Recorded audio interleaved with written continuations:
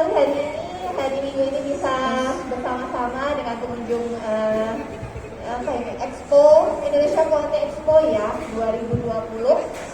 Saat ini kami dari RSUD Sleman mungkin sedikit berbincang-bincang tentang tumbuh kembang anak. Kenapa sih kita mau bicara tentang tumbuh kembang anak? Karena apalagi di masa pandemi seperti ini ya, mungkin beberapa orang tua concern, takut gitu, misalnya membawa anaknya ke rumah sakit gitu. Ada ketakutan tersendiri karena kita lihat saat ini juga mungkin cakupan imunisasi, kemudian pemantauan tumbuh kembang anak yang dulu sudah berjalan dengan baik sebelum masa pandemi, kemudian masa pandemi datang, kunjungan berkurang, kemudian itu juga tentunya mengganggu kualitas anak-anak kita. Padahal kita tahu masa pandemi ini sampai kapan sih kan berlangsung? Mungkin kita nggak tahu ya sampai kapan ini masa pandemi akan berlangsung. Jadi mungkin akan terus-menerus kita harus beradaptasi terhadap masa pandemi ini. Padahal yang namanya tumbuh kembang anak itu kesempatannya hanya saat itu saja. Artinya di 1000 hari pertama ya itulah yang harus kita optimalkan.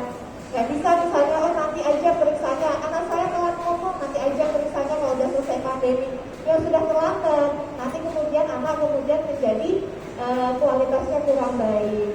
Nah itu yang mungkin kita perlu tekankan. Jadi walaupun masa pandemi seperti ini, kita harus memantau tumbuh kembang anak-anak kita karena masa-masa kemasan, masa-masa di mana kita harus mengoptimalkan tumbuh maupun kembang anak-anak itu tidak akan kembali lagi.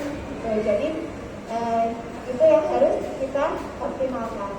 Tumbuh itu apa sih? Tumbuh itu ukuran ya. Jadi berat badan anak, lingkar kepala anak, kemudian tinggi badan anak itu yang harus dipantau selalu.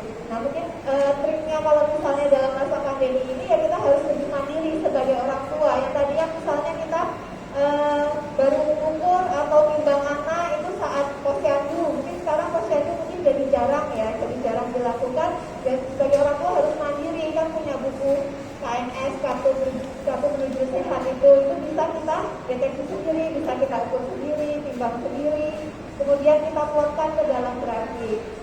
Ada juga kemudian checklist perkembangan anak. Jadi tahap-tahap yang harus anak sudah bisa. Misalnya anak usia 6 bulan, mestinya dia diharapkan sudah bisa mulai duduk sendiri. 8 bulan harus sudah bisa lepas tangan, duduknya sudah lebih seimbang tubuhnya. Nah, jangan sampai masa-masa itu terlewat dengan alasan pandemi. Jangan sampai kemudian anak-anak datang ke rumah sakit sudah dalam kondisi gangguan atau keterlambatan, sehingga nanti intervensinya nanti juga akan lebih sulit ya dari dokter Asri dari rekan medis. Mungkin nanti yang kami konsulkan anak-anak dengan keterlambatan, anak-anak dengan gangguan tumbuh kembang. Jika anak-anak datang sudah kondisi terlambatan, tentunya nanti outcome-nya berbeda. Nah, nanti itu yang mungkin bisa kita obrolin bareng hari ini. Nanti juga ada dengan dokter Edi ya dok ya, nanti tumbuh kembang diantaranya mungkin saat anak datang dengan gangguan perkembangan, anak-anak tentu kita periksa dulu apakah dia ada masalah organik, ada masalah mungkin di perkembangan otaknya, mungkin dia ada riwayat kekurangan oksigen sehingga otaknya ada permasalahan perkembangan, ya mungkin juga perlu tata laksana, atau mungkin ada masalah kejang dan lain sebagainya, itu juga dapat ditata laksana. Yang penting adalah bahwa semua harus secara terintegrasi dan secara dini dideteksi sehingga kalau ada gangguan bisa kita lakukan intervensi secepatnya dan menghasilkan anak-anak dengan outcome yang baik ya, yang berkualitas, tumbuh kembang optimal. Itu saja mungkin sedikit dari saya. Mungkin diteruskan dengan dokter yang lain ya. Baik. Maaf saya terlambat nih kok. Topik kita hari ini tumbuh kembang ya. Ya, beberapa hari kita udah 3 kali ini dok kita talk show di sini. Karena pada hari ini kita menghadirkan 3 spesialis. Setelah sebelumnya kita sudah menghadirkan spesialis radiologi, kemudian spesialis patologi klinik, dan hari ini kita berjumpa dengan tumbuh kembang. Sesuai janji saya kemarin, saya berjanji untuk topik kali ini tentang tumbuh kembang. Baik, sudah panjang lebar tadi apa yang disampaikan oleh Dr. Tina, salah satu spesialis anak di RSUD Sleman, tentang tumbuh kembang. Baik, dokter. Kalau tumbuh kembang itu apa sih sebenarnya? Mulai dari kapan kita harus memperhatikan tumbuh kembang anak itu? Iya. Oke, jadi tumbuh kembang anak itu kan kita sejak 7 hari pertama ya, yang masa ke masa. Jadi termasuk sejak dari dalam perut ya. Dari dalam kandungan. Ya, jadi iya. 80% volume otak itu kan pada 10 hari pertama. Nah itu termasuk saat bayi dalam kandungan. Jadi nutrisi ibu hamil harus dipenuhi, kemudian harus kontrol ya, harus kontrol oksigen untuk misalnya memperoleh pemeriksaan seandainya ada penyakit-penyakit yang mungkin diperlukan untuk penanganan lebih lanjut. Jadi dari awal sejak masa kehamilan. Dari awal kehamilan, pada awal kehamilan biasanya exam ya dok ya, muntah dan seterusnya, artinya ada risiko untuk kekurangan nutrisi pada bayi. Jadi sangat penting bahwa begitu seseorang mengetahui dirinya hamil untuk segera periksa ke dokter anak tuh. Nanti periksanya bisa ke dokter obgyn, bisa juga kalau misalnya kan ada persyaratannya ya, jadi pada trimester awal mungkin berapa bulan sekali, kemudian makin trimester akhir nanti perlu teruskan paling tidak nanti dia harus ke USG, ke dokter obgyn gitu, untuk persiapan kelahiran yang baik gitu ya. Baik, berarti berkesinambungan ya, dari dokter obstetri ginekologi kemudian ke spesialis anak yang nanti juga akan kita libatkan dokter rehabilitasi, nanti juga ada dokter Emi, dokter saraf nanti yang akan menyampaikan tentang tumbuh kembang. Sesuai janji bisik-bisik saya kemarin dengan dokter Tina, kita akan mengupas tentang tumbuh kembang yang mengalami gangguan. Bisa sedikit cerita dokter, macam-macam gangguan tumbuh kembang pada anak. Kadang-kadang kita kurang umur ya, anak saya kok kecil, atau itu apakah mungkin nanti bisa dikelola dengan baik sampai anaknya bisa tumbuh dan berkembang secara optimal. Betul dokter? Jadi tumbuh dan kembang itu kan dua aspek ya. Tumbuh tadi saya jelaskan, jadi termasuk pemantauan berat badan, tinggi badan, lingkar kepala itu harus dipantau tiap bulan sampai usia anak 2 tahun itu. Yang kemudian itu kalau misalnya pada masa pandemi ini tentunya orang tua diharapkan mungkin lebih mandiri ya, artinya segera kuat sendiri, menimbang sendiri, untuk tinggi badan sendiri, lingkar kepala sendiri. Jadi begitu ada permasalahan bisa tahu kapan harus ke dokter gitu. Nah kemudian untuk perkembangan itu juga secara mudah sebetulnya dapat kita lihat di buku KMS, buku pink itu. Jadi ibu itu kalau misalnya diberikan buku pink setelah melahirkan itu juga buat bayinya, jadi bukan sekedar untuk saat kontrol kehamilan ya. Jadi itu buat bayi sampai dia usia 2 tahun. Di sana ada perkembangan motorik. Jadi yang mana yang harus dicapai pada usia 4 bulan misalnya. Kemudian perkembangan bahasa, perkembangan motorik halus, dan perkembangan sosial itu juga semua terdapat di situ. Apa yang disampaikan dokter tentang tumbuh kembang yang mengalami gangguan atau delay, berarti ada gangguan bicara, ada gangguan motorik. Motorik itu misalnya apa saja dokter? Gangguan motorik, kalau nggak salah ada motorik kasar, motorik halus ya dok ya. Ini ada sedikit gambaran apa yang dimaksud itu? Mungkin lebih ke arah red flag-nya ya, mungkin red flag. Jadi saya kapan kita harus waspada misalnya. Kalau pada bayi itu misalnya mestinya dia usia 2 bulan, usia 3 bulan dia sudah mulai ada kontak mata. Diajak tersenyum dia sudah ada respon. Nanti 3 bulan, 4 bulan dia sudah mulai kuing ya, jadi dia sudah mulai gitu. Kemudian kita juga memeriksa dia bagaimana pendengarannya. Jadi misalnya dia kalau dengar suara keras kaget nggak, atau misalnya dipanggil gitu dia nengok atau enggak. Itu juga itu yang kita awal-awal periksa. Kemudian misalnya usia 4 bulan dia mestinya sudah tangannya udah udah nggak menggenggam lagi ya, mau bayi kan pasti dia menggenggam. Jadi dia 3 bulan 4 bulan dia sudah mulai membuka tangannya lebih sering untuk coba meraih dan melihat tangan gitu. Kemudian duduknya begitu, kemudian lehernya, tuangnya bagaimana, itu yang harus diperhatikan. Oh gitu dokter, oke. Kalau pendengaran bayi itu kapan sih dokter kalau berfungsi? Pendengaran bayi dokter. Fungsi pendengaran bayi kalau saat awal ya mungkin kita untuk secara gampangnya sebagai orang tua mungkin kita itu memperhatikan misalnya bayi kalau misalnya dipanggil gitu ya dia ada respon, kemudian diajak, kan kadang-kadang ibu suka ngajak bicara ya, suka menstimuli dengan yang ngajak ngobrol, bayi ada respon, itu berarti dia pendengarannya baik gitu. Atau misalnya ada suara yang keras dia kaget kan juga berarti paling enggak itu screening awal, screening dasar. Tapi kalau misalnya mau bayi nggak respon, diajak bercanda, nggak ada senyum, nggak ada kontak, kemudian dia tidak ada kuning, tidak ada bunyi oh gitu, jadi yang huruf vokal gitu, itu kan kita harus mungkin waspada, jangan apa dia ada masalah di pendengarannya sehingga tidak ada rangsangan dari luar sehingga dia nggak bisa berespon. Nah, itu yang mungkin harus dibaca. Berarti bayi rewel itu sebenarnya normal ya? Normal. Oke, iya.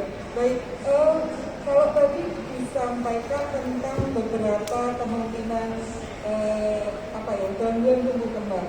Mungkin dari dokter Asri, misalnya bayi yang harusnya sudah bisa bicara atau mengucapkan kata yang dia dengar itu, misalnya dia mengalami gangguan itu. Kalau dari segi rehabilitasi medik secara kalimatnya rehabilitasi ya, berarti ada proses untuk proses penyembuhan. Ini kalau dari ya mungkin bisa ada gambaran dari dokter Asri. Sebenarnya kalau kita mau menilik ya, kemudian pertumbuhan dan perkembangan itu kan memang ada beberapa aspek. Kalau yang saya bicarakan untuk yang gangguan bicara, biasanya kita akan mulai di 2 bulan pertama kehidupan. 2 bulan pertama kehidupan. Bagaimana responnya? Kemampuan pendengaran bayi itu sebenarnya sudah berkembang sejak di kandungan ibu. Sejak dalam kandungan. Makanya kenapa selama kehamilan ibu lebih bagus kalau dia memperdengarkan musik klasik, membaca Quran tartil dan Allahu Akbar, Allahu Akbar, Allahu Akbar, Allahu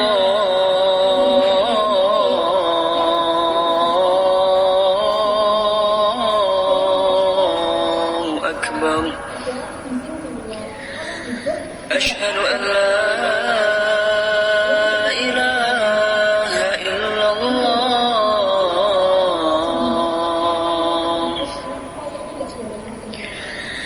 أشهد أن لا إله إلا الله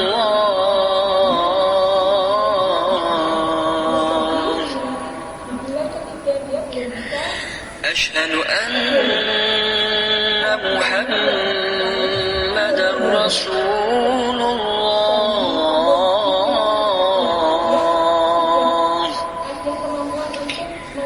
أشهد أن محمد رسول الله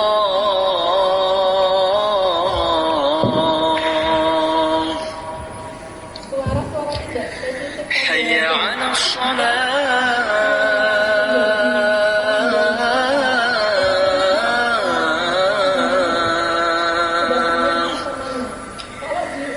حي على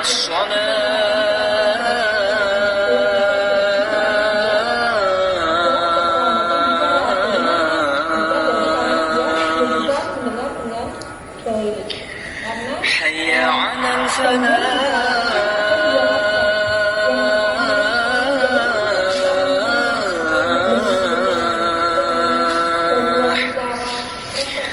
حي على الفلاح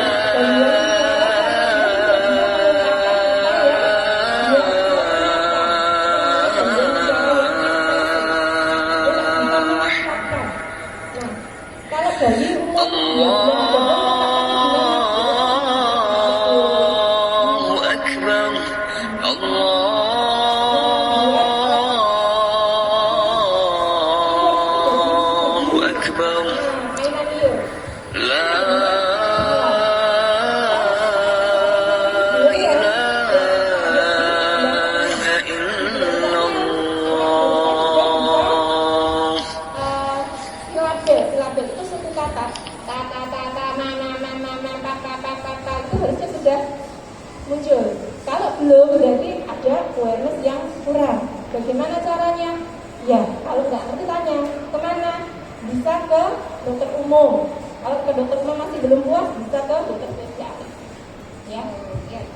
Oke, baik dokter.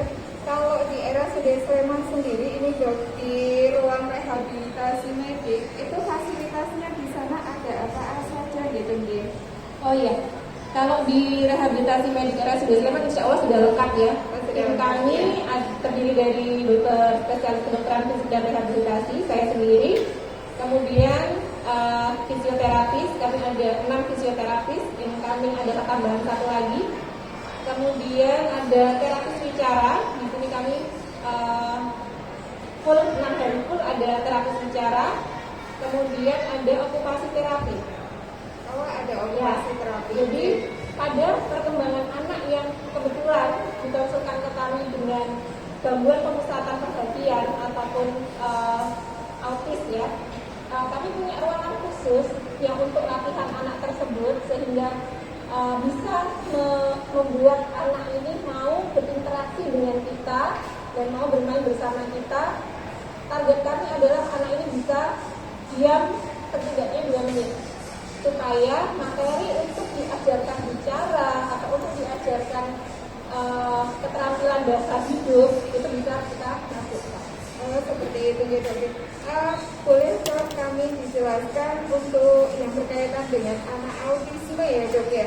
Itu terapi-terapi apa saja sih dok yang diberikan di ini fisioterapinya RSUD Sleman? Boleh kami tahu dari awal dia diterapi dari awal sampai ada perkembangan gitu dok? Gambaran secara umumnya nih. Iya betul, gambaran secara umumnya untuk anak autis. Ya, biasanya anak autis ini mengalami gangguan sensori integrasi. Dia tidak bisa memahami input-input yang datang dari luar. Akhirnya dia sibuk dengan dirinya sendiri. Entah itu sibuk bermain lari-lari atau muter-muter ruangan. Kadang di tempat kami ketika anak autis itu sedang terapi, dia hampir merusak banyak barang-barang kita. Iya betul. Kesan interaktif gitu ya. Beda. Beda. Antara yang hiperaktif dengan autis beda. Karena yang anak autis ini dia fokus dengan dirinya sendiri. Karena dia nggak mau diintervensi dengan yang lain. Nah, dengan yang seperti itu kita akan optimalkan di ruang okupasi terapi terlebih dahulu. Di situ kita biasakan dia bermain dengan terapis kami, dengan tim kami, bermain dengan alat-alat yang memang kami sudah siapkan untuk latihan bersama, bermain bersama supaya dia bisa fokus ke satu hal yang berbeda dengan apa yang dia pikirkan. Gitu. Tapi kalau di situ dia sudah bisa terkondisi dengan baik, baru kita urai masalah berikutnya. Masalah berikutnya biasanya apa? Gangguan bicara. Dok, anak saya sudah 2 tahun belum bisa ngomong. Biasanya itu masalahnya. Nah, kalau memang dia sudah punya waktu konsentrasi yang cukup, 2 menit itu cukup, insya Allah kita bisa memberikan latihan bicara yang optimal. Tapi kalau dia masih sibuk dengan dirinya sendiri, mau dikasih bicara ya nggak bisa. Lari anaknya. Gitu.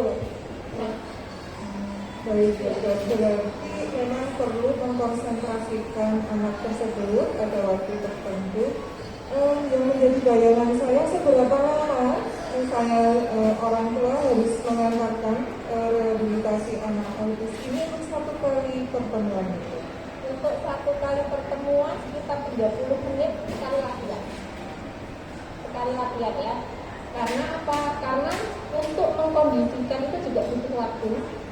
Untuk mengenal dengan terapis butuh waktu. Untuk membuat anak ini lebih kooperatif juga butuh waktu.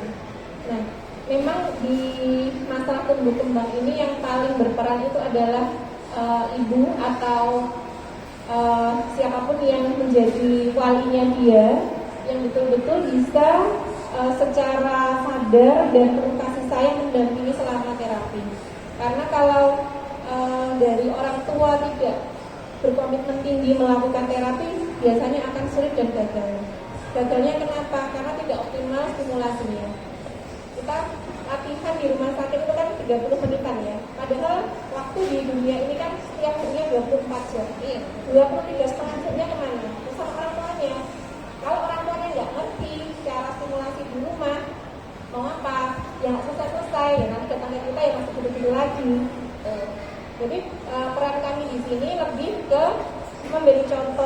bagaimana orang tua bisa memberikan stimulasi yang optimal selama ini.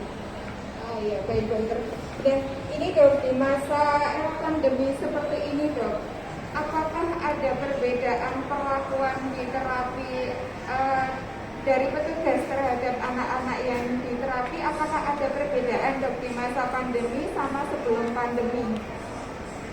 Kalau untuk teknis latihan tidak jauh berbeda, hanya beda di APD saja ya. Oh, di APD berarti Betul. untuk petugasnya tetap pakai APD yang lengkap Betul. ya dok ya? RSUD kita berkomitmen untuk menjaga keamanan baik tas maupun pasien.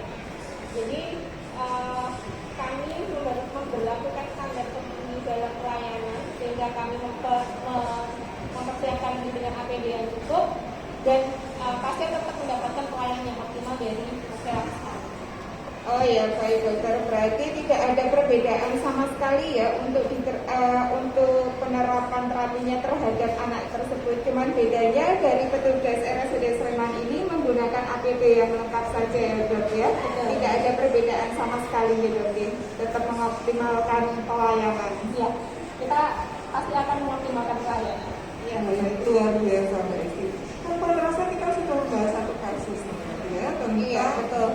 anak autis. Kalau dari saraf dokter ini mungkin salah satu kelainan saraf pada anak tumbuh kembang yang bisa kepada kami yang pernah dialami atau dihadapi di RSUD Sleman dokter.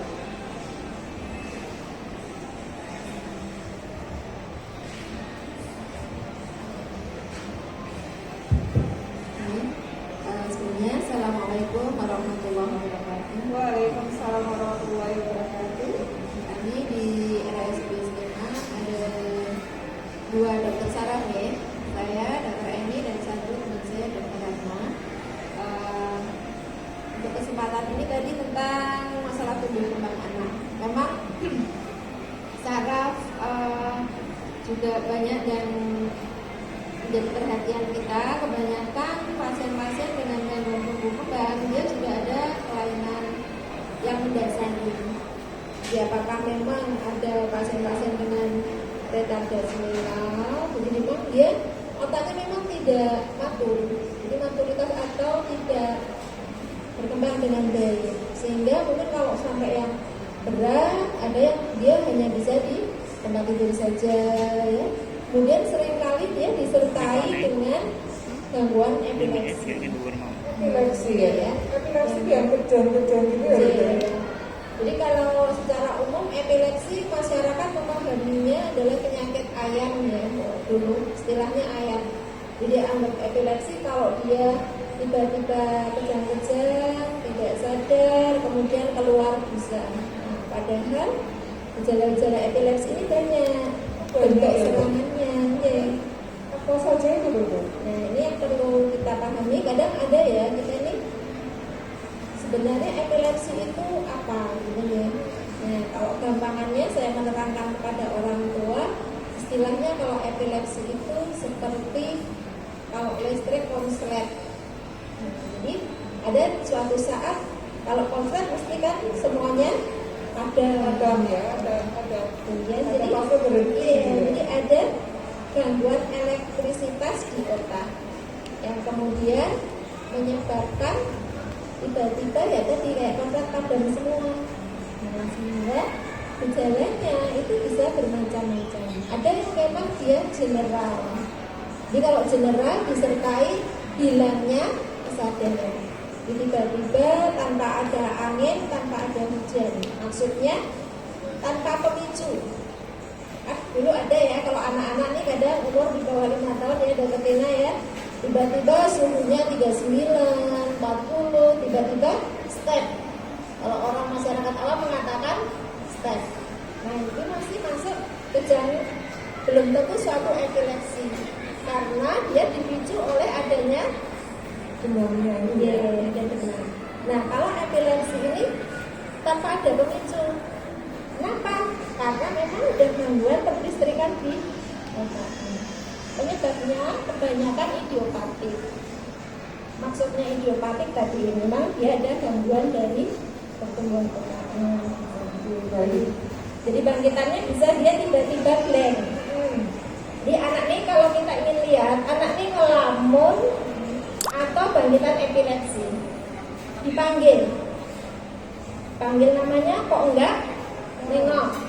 Berarti dia saat itu dia Baru serangan. blank, atau dia ditepok-tepok kok enggak respon. Nah bedanya kalau orang ngelamun, anak ini ngelamun, ditepok-tepok pasti kalau lagi ngelamun ini enggak. Iya, kadang Kan? iya. Ya kan? Atau saking dia sibuk di HP juga kan? Tepok mesti harusnya. Nah, ini salah satunya. Oke, baik dokter. Kalau tadi dokter mengatakan bahwa ini salah satu gangguan kelistrikan pada otak. Dan kalau listrik itu kita bisa backup pakai genset ya dokter. Kalau untuk anak dengan epilepsi ini genset itu apa dokter? Oke.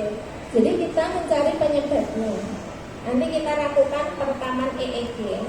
Jadi kalau epilepsi tadi yang harus diingat Ya. ada bangkitan. Bangkitannya tadi bisa berupa ya general itu nggak sadar, bengong aja atau tiba-tiba pingsan tanpa ada provokasi. Pemicu ya. Kemudian yang kedua bisa juga dia parsial. Jadi cuma tangannya aja yang gerak-gerak, tangan atau kaki aja, tapi dia masih sadar. Ini bisa ngomong, bisa apa, tapi ya, ini bisa juga. Kita masuk epilepsi mbak Isti. Iya. Kita Kadang tiba-tiba anak-anak matanya ketip-ketip. Berarti kalau orang ngomong itu ternyata banyak penyebabnya ya, bisa jadi karena banyak masalah atau bisa jadi karena epilepsi. Iya. Jadi baik dok.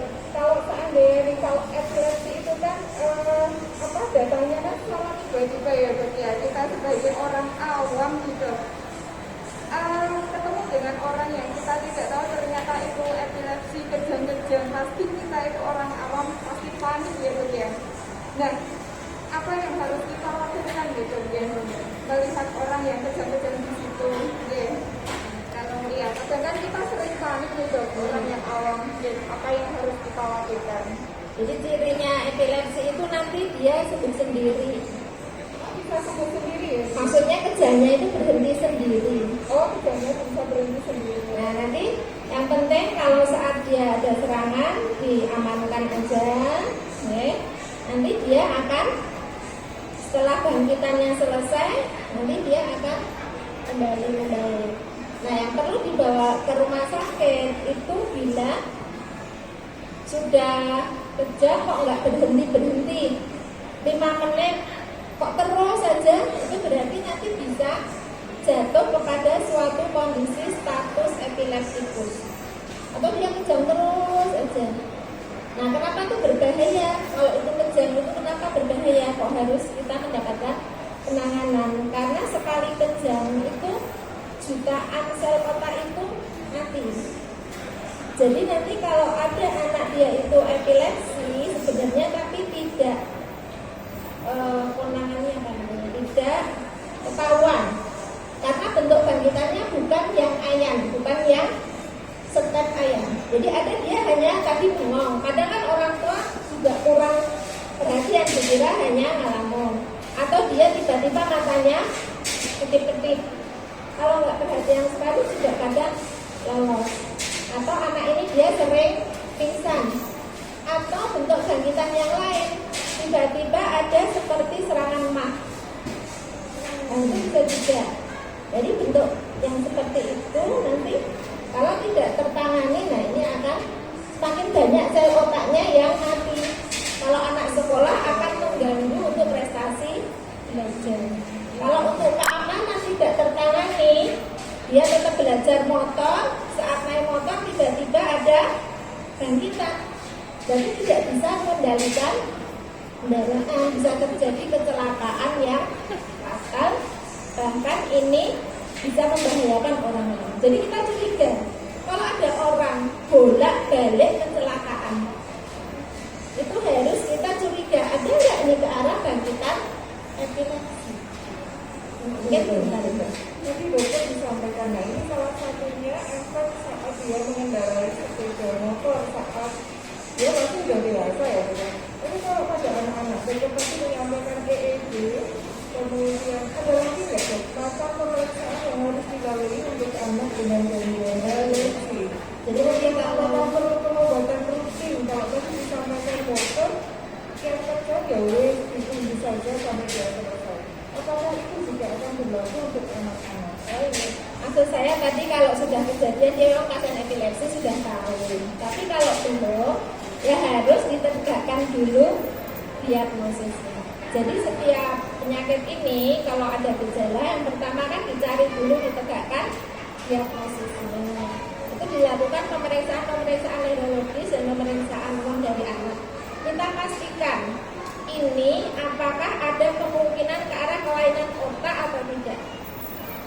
Di rumah sakit kita sudah ada pemeriksaan kemarin mungkin sudah diceritakan ada MRI, ada CT scan, ya.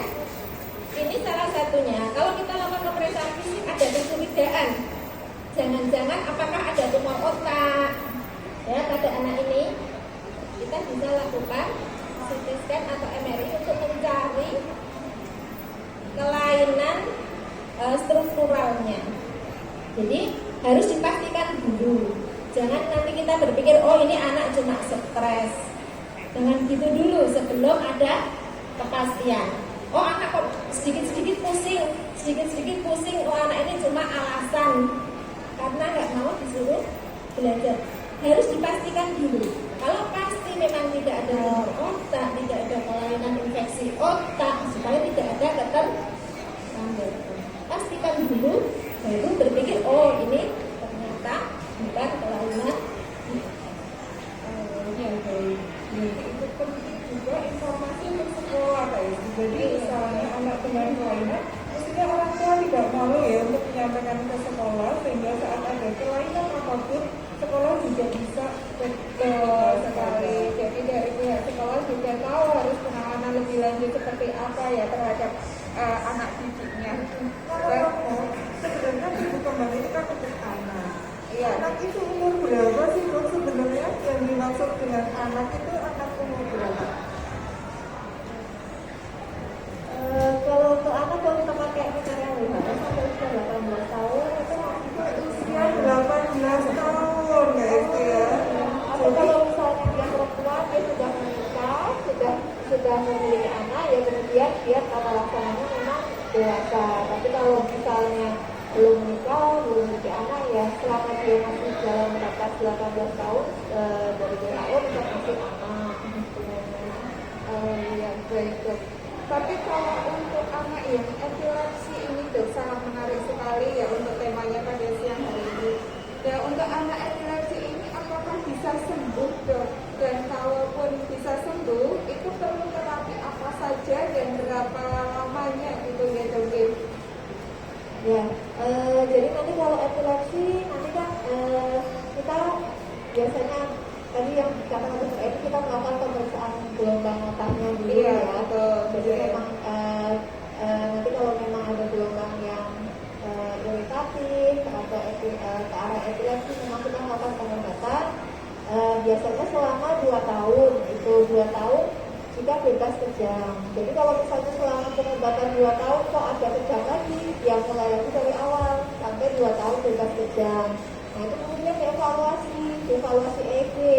Setelah pengobatan 2 tahun sudah bebas kejang, evaluasinya gimana nih? Oh ternyata masih ada gelombang yang bisa membuat bangkitan kejang. Nah itu berarti nanti akan diperpanjang lagi pengobatannya. Jadi memang perlu kesabaran, kemudian perlu rutin bagi anak dengan epilepsi. Tapi kan kita kan ingin anak supaya tumbuh kembangnya optimal ya. Tentu tadi sudah dijelaskan kalau anak kejang-kejang terus kan itu terganggu ya. Bagaimana sel-sel otaknya kemudian tidak bisa berkembang, bagaimana kemudian hasilnya anak kemudian tidak bisa secara mandiri hidup gitu ya, akan banyak terganggu sehingga memang itu harus kita investasikan sebagai orang tua ya, kita harus investasi waktu dan memang butuh kesabaran. Mungkin saat itu mungkin anak juga selain dengan kejang mungkin dia ada biasanya nanti juga disertai mungkin kekakuan, nanti bisa dengan fisioterapi, dengan rehabilitasi medik. Biasanya anak-anak dengan gangguan epilepsi, gangguan bermasalah otak seperti cerebral palsy, mungkin dia kaku-kaku gitu ya. Jadi untuk latihannya untuk melepaskan otot itu juga perlu dilatih. Nah itu semua memang perlu rutin dan waktu yang mungkin tidak singkat. Tapi kan itu untuk harus kita investasikan untuk anak kita supaya kembangnya optimal. Memang dia butuh kebutuhan yang khusus. Oh iya baik dok, berarti untuk evaluasinya bisa ini ya dok ya 2 tahun dan itu setiap hari konsumsi obat ya dok ya. Iya jangan sampai putus untuk obatnya. Kalau seandainya putus nih obatnya, kadang kan anak kecil itu sulit untuk minum obatnya dok ya. Seandainya dia udah dapat 2 bulan pengobatan rutin, kemudian dia berhenti untuk pengobatan minum obatnya, itu gimana dok ya? Apakah harus ngulang dari awal atau seperti apa? Sebaiknya memang dilanjutkan. Jadi kalau misalnya dia mungkin sempat terputus, misalnya oh kemarin nggak kontrol, takut ke rumah sakit, Iya, betul sekali. mau berani ke rumah sakit takut gitu ya. Iya, Betul. Nah, biasanya kadang-kadang alasannya gitu ya. Jadi kan kemarin sudah obat rutin, terus ke rumah sakit nggak berani. Obat-obatannya yang sudah bagus, sudah rutin, ke rumah sakit terus nggak berani. Akhirnya tahu anak datang status epileptikus, kerja nggak berhenti kan kasihan anaknya ya. Jadi sebisa mungkin yang namanya pengobatan rutin itu jangan sampai berhenti gitu, jangan sampai berhenti sebelum sesuai dengan program gitu. Jadi kalau misalnya kemarin mungkin hilaf nih nggak datang, nggak kontrol, ya segera kontrol lagi supaya pengobatannya bisa diteruskan. Jangan sampai anak datang dalam kondisi kerjanya nggak berhenti, itu kan kasihan anaknya. Gimana dampaknya terhadap otaknya gitu. Rumah sakit memang tempat yang agak menakutkan ya kita saat ini. Tapi dokter untuk di RSUD Sleman memang kita pisahkan antara pelayanan COVID dan pelayanan umum. Bahkan RSUD Sleman mendedikasikan cukup lama itu untuk pelayanan COVID, termasuk kemarin sudah kita sampaikan untuk pelayanan penunjang, termasuk pelayanan pemeriksaan laboratorium dan radiologi untuk COVID itu memang belum tersendiri, sehingga sebenarnya untuk kontrol anak di gedung pelayanan terpadu bolehlah kita sampaikan bahwa akan tetap aman dengan tetap memperhatikan protokol kesehatan untuk pencegahan COVID. Ya, pasti jangan heran saat masuk di area RSUD Sleman, Bapak Ibu akan dilakukan screening di awal pintu masuk, kemudian akan dianjurkan untuk cuci tangan sebelum masuk ke area RSUD Sleman. Dan yang pasti untuk pelayanan kita membatasi pasien ataupun pengunjung dengan pengaturan jarak di sana. Kemudian untuk keselamatan bagi COVID ini, RSUD Sleman memang tidak mengizinkan atau tidak memberikan waktu besuk atau kunjungan pasien yang rawat inap semata untuk kesehatan kita semua. Oh iya, sebenarnya ada salah satu cara untuk mengurangi kepadatan waktu kita ngantri, Mbak Isti ya. Iya betul, apa itu ya Mbak ya? Mbak Isti dong yang promo kalau ini ya, Mbak Isti yang lebih tahu bagaimana caranya supaya kita tidak ngantri dan duduk terlalu lama di RSUD Sleman. Iya baik, di RSUD Sleman sudah melayani pemeriksaan dan pendaftaran secara online. Untuk pendaftaran secara online, Bapak Ibu tinggal 1 hari sebelum pemeriksaan tinggal bisa mendaftarkan. Kemudian di nomornya, catat ya, ini nomornya pendaftaran online RSUD Sleman di 08156 300 300. Sangat mudah sekali untuk dihafal. Saya ulangi lagi di 08156 300 300. Dan kelebihan dari pendaftaran secara online ini tidak memakai nomor antrian, sehingga mengurangi waktu Bapak Ibu untuk berada di RSUD Sleman. Gitu Kak. Terima kasih. Iya baik, sama-sama. Tadi kita berdua saya mengulaskan. Iya. Mungkin ada dari Bapak Ibu yang mau mengajukan pertanyaan. Ya, silakan kami berikan kesempatan kepada Bapak Ibu pengunjung Jogja City Mall untuk bertanya ataupun konsultasi secara gratis. Monggo kami persilahkan. Ya, Bapak silakan boleh maju ke depan.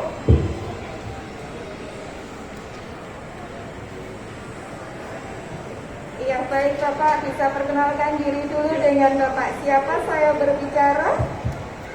Terima kasih Bu Rizky, kalau tidak salah tadi disebut namanya Bu Rizky. Iya. Assalamualaikum warahmatullahi wabarakatuh. Waalaikumsalam warahmatullahi wabarakatuh. Nama saya Joko Dewanto. Dengan Pak Joko. Ya, Silakan Pak Joko.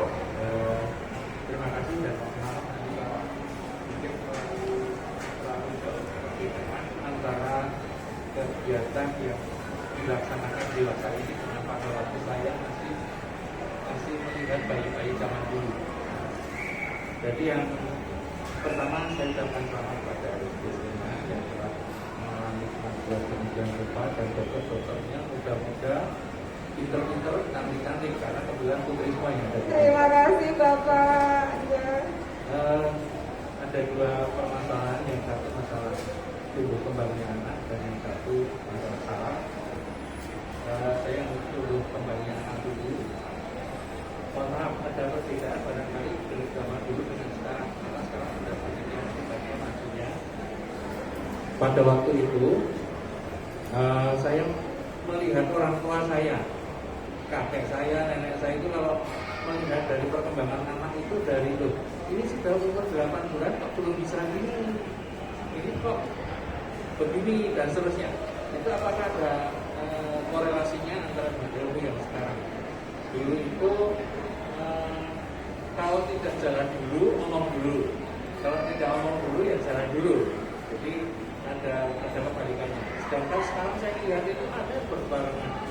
Masih usia yang demikian, masih demikian muda, tidak seusia yang saya sebut 8 bulan tadi, tetapi sudah dua-duanya bisa jalan. Nah, ini perkembangan ini apakah bisa disampaikan kepada keluarga anak itu, karena bayangan saya untuk kepentingan yang akan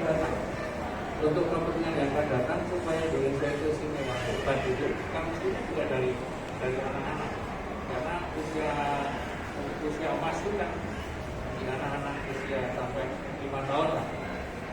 Sehingga kalau itu bisa dilaksanakan, demikian hebatnya anak-anak Indonesia nanti. Sekarang aja kalau secara umum profesor termuda itu dari Indonesia, dari Medan. Tetapi kalau permasalahan dia kok bisa menjadi profesor dulu sering step atau tidak, saya tidak tahu. Mungkin juga ada yang sering step tapi sekarang jadi profesor. Itu yang pertama. Kemudian yang kedua, ini kaitannya dengan mungkin kepercayaan Ibu Dr. Sarah, Bu Eni ya. Zaman dulu, zaman saya juga masih kecil itu, saya ada saudara yang kebetulan sehari itu step 5-7 kali. Nah, kemudian ini bukan obatnya, tetapi kadang-kadang orang zaman dulu itu kemudian mengkaitkan dengan ada sesuatu yang di luar kehendak yang itu, kemudian apakah itu dibeli oleh orang lain dengan bentuk pembelian yang misalnya yang laki-laki diubah namanya jadi perempuan, yang perempuan diubah dengan laki-laki. Ada nggak relevansinya dengan ini? Karena begitu dilaksanakan itu kok sembuh itu. Jadi sembuh dan kemudian terus jalan terus. Itu saja, mohon maaf kalau ada kekurangannya. Assalamualaikum warahmatullahi wabarakatuh. Waalaikumsalam warahmatullahi wabarakatuh. Terima kasih Bapak Joko kami ucapkan atas pertanyaannya. Baik, mungkin dari Dokter Septina dulu tentang perkembangan anak. Nah, ini mana yang dulu Dok? Bicara dulu, apakah jalan dulu, ataukah dua-duanya gitu ya Dok ya? Monggo silakan Dokter Septina. Terima kasih Pak Joko. Pertanyaannya mungkin itu tadi yang mungkin namanya ilmu titen ya Pak ya, mungkin ilmu titen mungkin zaman dulu mungkin orang tua kita mungkin diteni anak-anak, oh nek cowok itu biasanya jalannya dulu misalnya, atau kalau cewek nanti ngomongnya dulu nggak apa-apa misalnya, nanti kalau jalannya belakangan yang biasa cewek itu mau ngomong dulu gitu, itu biasanya itu ilmu titen ya. Tapi kalau saat ini ya kita sama titen Pak, kalau misalnya di kedokteran, tapi kita yang titen itu banyak sekali sampelnya ya, sampel anak-anak dikumpulkan, dititeni perkembangannya. baik itu dari bahasa, motorik kasar, motorik halus, kemudian usaha sosial. Nah itu di kita ini sekian banyak anak, kemudian kita lihat garis tengahnya kapan sih anak itu kemudian misalnya pada saat bayi perkembangan bahasanya mulai. Tadi seperti dikatakan Dr. Asri, mungkin kalau kita melakukan stimulasi dia akan sudah mulai bisa ngomong sebetulnya itu keluar respon bahasa. Jadi itu memang sejak awal itu waktu bayi usia 2 bulan itu merupakan respon bahasa. Kemudian motorik kalau misalnya tadi mungkin secara dari besar bilangnya jalan ya, tapi motorik kasar kan sebenarnya sejak awal kita sudah bisa dikali motorik kasar misalnya waktu awal mungkin lehernya yang tadinya mungkin dia kalau ditengkurapkan masih termulai ya bayi, nanti dia usia 2 bulan 3 bulan sudah mulai akar-akar, itu kan juga motorik kasar. Itu sebagai contohnya yang kemudian saat ini kemudian dibentangkan kita lebih detail perkembangannya sejak dari usia 0 bulan sampai kemudian nanti 5 tahun, tahapan apa-apa yang harus dilalui oleh anak dan kapan kita harus aware, di usia ini kok anak itu belum bisa misalnya duduk dengan tegak, usia 8 bulan kok dia duduk tapi harus pegangan, tangannya masih harus nyonggol, berarti kan dia nggak kuat, ada permasalahan di motorik kasar. Atau mungkin misalnya kalau digendong kok anaknya tuh kayak boneka ya, eplek-eplek, nah kita berarti nanti akan mengganggu dong nanti dia di motorik kasarnya nanti ya. Jadi sebetulnya mungkin sama seperti zaman dulu, kita saat ini kita memangnya lebih banyak, kemudian lebih detail sehingga lebih cepat terdeteksi. Dengan lebih cepat terdeteksi tentunya kita intervensinya lebih cepat, hasilnya kita harapkan juga lebih baik bagi anak-anak kita gitu. Mungkin ada tambahan dari Dr. Asri. Kalau bagi kami sangat relevan nih Pak Joko nih, kami menyebutnya dengan milestone perkembangan anak. Kami memang menggolong-golongkan usia mungkin dari 3 bulan, 6 bulan, 9 bulan, 12 bulan. Di situ masing-masing yang kita serahkan di sini ini ya, untuk yang motorik kasar ya. Di 3 bulan anak harusnya sudah bisa tengkurap. Kalau belum bisa tengkurap berarti ada masalah. Itu yang harus dicarikan pertama oleh orang tua. Mungkin dia toleransi sebentar. Kemarin kakaknya 4 bulan kok baru bisa tengkurap. Kemarin kakaknya 5 bulan kok baru bisa tengkurap, nantilah saya selama bulan. Kalau nanti menemukan yang begitu, sebaiknya sudah dikonsultasikan. Kenapa? Karena kita harus mencari tahu kenapa dia nggak bisa tengkurap. Oh ternyata kepalanya nggak bisa dikit-dikit, dia nggak mampu mengangkat lehernya, sehingga tidak bisa menekan kepalanya. Bisa jadi itu karena masalah perkembangan otaknya yang tidak optimal. Nah, kalau sudah seperti itu memang sebenarnya dari awal sudah kita lakukan stimulasi yang lebih. Gitu. Kemudian di usia yang 6 bulan, kok dia belum bisa ngangkat-ngangkat, ngangkat baju dan pakai. Kalau dia belum bisa itu harus waspada orang tua, karena ini bisa menyebabkan perkembangan yang selanjutnya ikutan terlambat. Begitu usia 9 bulan kok dia nggak bisa berangkat, nggak bisa duduk, alarm lagi. Usia 12 bulan dia belum bisa berdiri, belum bisa jalan, alarm lagi. Tetapi memang ada toleransi 1 bulan 2 bulan itu kita bisa maklumi. Tetapi ketika orang tua itu aware dengan perkembangan anak itu akan memudahkan stimulasi yang selanjutnya. Karena kalau kita bisa optimalkan stimulasinya, tidak menutup kemungkinan anak bisa berdiri dan berjalan di usia 12 bulan itu dengan lancar tanpa gangguan. Baik, jadi alangkah lebih baiknya saat kita konsultasikan dengan yang lebih paham terutama di bidang medis, meskipun nanti akhirnya akan ada toleransi tetapi dengan pengawasan. Ini gitu dokter. Betul. Oke, untuk yang epilepsi monggo dokter ini. Sangat pertanyaan itu ya Pak Joko. Jadi kalau tadi memang yang paling sulit itu adalah kita memastikan apakah bangkitan ini suatu bangkitan epilepsi atau bukan. Karena banyak yang sepertinya itu kejang, tetapi ini bukan bangkitan epilepsi. Salah satunya misalnya dia bentuknya seperti ini, kanan kiri seperti kaku, terus ngaten ya. Kakinya juga gitu, empat-empatnya bareng. Ini kita tidak terlalu yakin apakah ini suatu gangguan epilepsi. Biasanya bentuk-bentuk yang seperti itu adalah psikogenik atau istilahnya histeria konversi. Cirinya dia memilih di tempat-tempat yang enak, jadi apa di kasur, kemudian menjadi perhatian. Jadi mungkin saat di panggung ini, kemudian dia bentuknya kanan kiri begini, kakinya juga gitu, seperti terus. Itu biasanya histeria konversi anak muda, perempuan ya, umur 18 sampai 25 misalnya ya. Ataupun mungkin anak-anak mau SD itu juga bisa juga dia bentuknya histeria konversi. Jadi dia ada kelainan psikogenik.